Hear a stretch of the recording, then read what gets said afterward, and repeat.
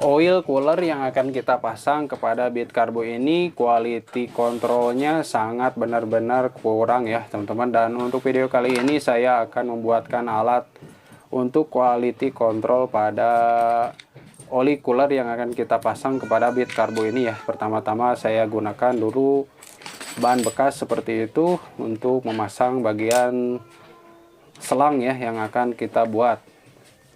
Nah, kemudian saya akan menggerindanya terlebih dahulu seperti itu. Dan untuk video kali ini mudah-mudahan bermanfaat ya teman-teman, untuk mengecek apakah ini terjadi kebocoran atau tidak yang ada di oli cooler yang akan kita pasang pada bit karbo ini.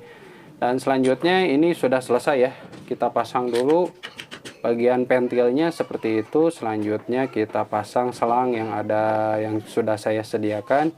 Dan kemudian saya juga telah membeli kleman seperti itu ya, dengan harga 2.500-an itu ya teman-teman, di toko terdekat ya. Dan selanjutnya kita pasang kepada bagian jalur masuk dan juga jalur buang yang ada di oli cooler ini. Nah, selanjutnya kita kencangkan saja agar tidak terjadi kebocoran pada area selangnya ya. Nah, kemudian saya juga memasang pada bagian jalur keluar yang ada di oli cooler bit karbo ini.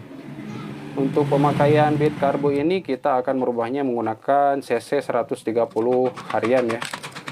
Dan oleh penggunanya telah membeli sejumlah produk seperti ini dan kita akan pasang. Dan setelah saya cek dan mengecek, ini akan terjadi kebocoran ya. Nah, ini sudah selesai ya, untuk alatnya sendiri sudah selesai seperti ini. Dan selanjutnya kita akan ngecek seperti ini ya, dengan menggunakan pompa manual. Oke, baik, untuk proses pembuatannya sudah selesai. Dan sekarang kita akan ngecek kebocoran yang terjadi di area oli cooler ini ya. Dan ini oli cooler atau radiator dari bawaan Suzuki FU New ya teman-teman. Dan sekarang dirubah menjadi oli cooler yang akan kita pasang di Honda Beat Karbo ya. Dan mari kita cek apakah ini terjadi kebocoran atau enggak. Bisa kita cek menggunakan alat ini ya. Dan saya sambil memompa pakai pompa manual seperti ini, kita bisa mengecek kebocoran yang terjadi di area oli cooler ini ya. Nah, kebocoran hanya terjadi di area baut ini ya teman-teman. Jadi kita harus kencangkan dulu ya. Nah, kita kencangkan dulu pada bagian baut pembuangan oli yang ada di oli cooler ini ya. Kalau sudah kencang pun, kalau masih bocor, ini bisa kita kali dengan menggunakan seal tip ya. Dan kita hanya mengecek bagian yang terdapat las-lasan seperti ini nih. Apakah terjadi kebocoran atau enggak bisa kita ketahui dengan alat ini.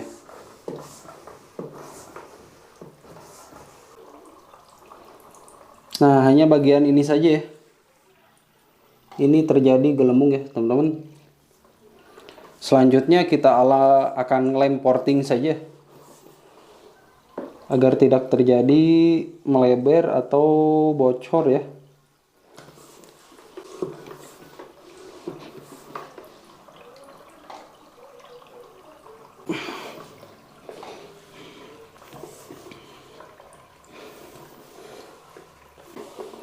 Sambil kita pompa, kita akan mengetahui kebocoran yang ada di oli cooler ini ya. Dan seperti ini ya teman-teman. Nah, ini terdapat gelembung. Nah, berarti ini terjadi kebocoran ya. Dan bila mana tidak dilem, kondisi seperti ini akan mengakibatkan oli rembes ya teman-teman.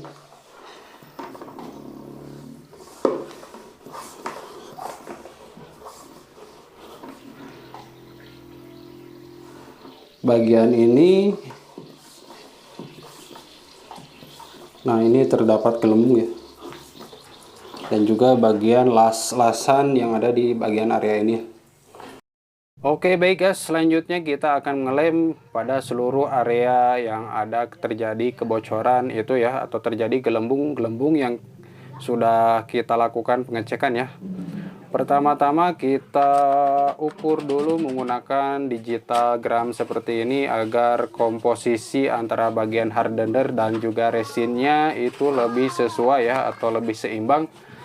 Selanjutnya kita bejek-bejek seperti ini menggunakan air saja. Jangan lupa kalau tidak menggunakan air ini akan lebih sulit ya untuk meratakan bagian dari resin dan juga hardenernya tersebut. Selanjutnya kita pasangkan, dan ini telah saya benar-benar ratakan ya antara kedua hardener ini dan juga resinnya sudah saya ratakan. Dan prosesnya seperti ini, kita lem saja seluruh bagian yang ada terjadi gelembung tersebut. Dan seperti ini ya untuk proses pengelemannya, yang tentunya harus menggunakan lem porting atau lem-lem sejenis yang tidak mengakibatkan terjadi kebocoran lagi.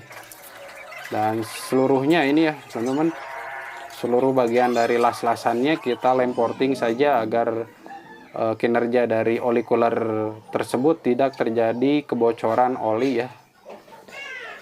Dan selanjutnya kita cek lagi ya. Nah, dikarenakan ini sudah seharian full atau 48 jam sudah saya keringkan seperti ini, kita pasang lagi kembali alatnya. Dan selanjutnya untuk bagian pembuangan oli yang ada di oli cooler ini, kita gunakan seal tip seperti ini ya, agar tidak terjadi kebocoran yang ada di pembuangan oli cooler ini. Dan untuk pengecekan pun ini akan lebih maksimal ya, atau lebih presisi untuk pengecekannya. Apakah ini terjadi kebocoran lagi atau enggak, bisa kita lihat sama-sama di toilet ya. Nah, baik, untuk proses pengeleman pada oli cooler ini sudah selesai, dan kita cek kembali ya dengan menggunakan alat yang sama seperti ini. Kita gunakan pompa manual, pompa sepeda ya.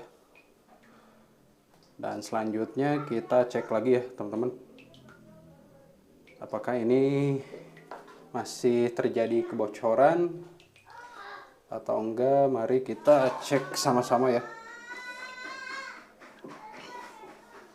Nah, sambil saya pompa seperti ini ya. Dan ini sudah tidak terjadi sambil saya pompa seperti ini.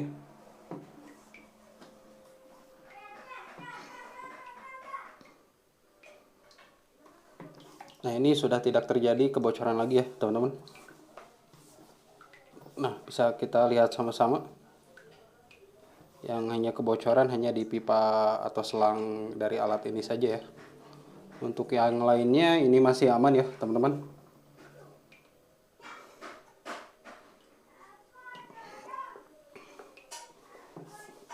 Nah, seperti ini ya. Dan ini benar-benar alat yang sangat mantap ya teman-teman. Nah, ini tidak terjadi kebocoran lagi ya setelah kita melakukan pengeleman pada oli cooler ini yang akan kita pasang pada motor Honda Beat karbu. Ini tidak terjadi lagi kebocoran ya. Kalau ada kebocoran, dia akan bergelembung ya di area yang ada las-lasannya, dan sudah kita perbaiki dengan menggunakan lem porting seperti yang kita buat tadi ya teman-teman. Nah, untuk videonya seperti itu aja ya. Mudah-mudahan video kali ini bermanfaat. Untuk itu bantu dukung dan channel ini dengan klik subscribe ya teman-teman. Sekian, salam racing dari Woz Channel. Terima kasih, mantap.